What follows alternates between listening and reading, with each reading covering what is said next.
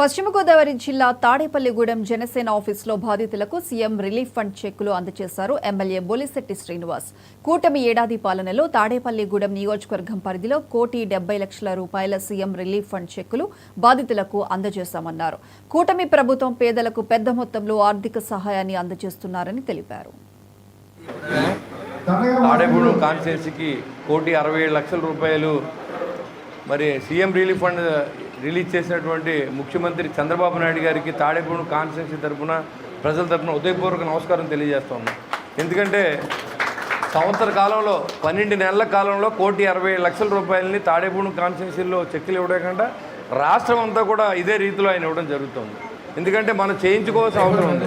ఒక team work చేయాలి. 4 మనుషులు ఉంటే ఇదంతా కూడా సాధ్యం. 4 మనుషులు పెట్టి నిరంతరం ఇక్కడి నుంచి లెటర్లు పంపడమే, ఎవరు అవసరం ఉంటే వాళ్ళకి చేయడం, మన తోసిన సహాయం చేయడానికి మనం ఆల్రెడీ మీరు ఆశీర్వదించారు. గెలిచిన తర్వాత మేము చేసి పని మిగిలి ఉంది కాబట్టి ఈ కార్యక్రమాలన్నీ మనం చేపడుతూ ఉన్నాం.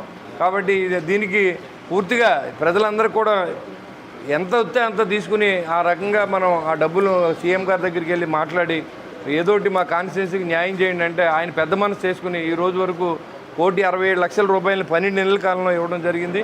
మరి ఇవన్నీ కూడా ఈ మంచి కార్యక్రమాలన్నింటినీ కూడా మీరు ఈ ప్రభుత్వాన్ని ఆశీర్వదించాలి. చంద్రబాబు నాయుడు గారిని, పవన్ కళ్యాణ్ గారిని, లోకేష్ గారిని, మరి నరేంద్ర మోడీ గారిని ఆశీర్వదించాలని కోరుతున్నాను. కూటమి ప్రభుత్వం వల్ల ఇది సాధ్యం.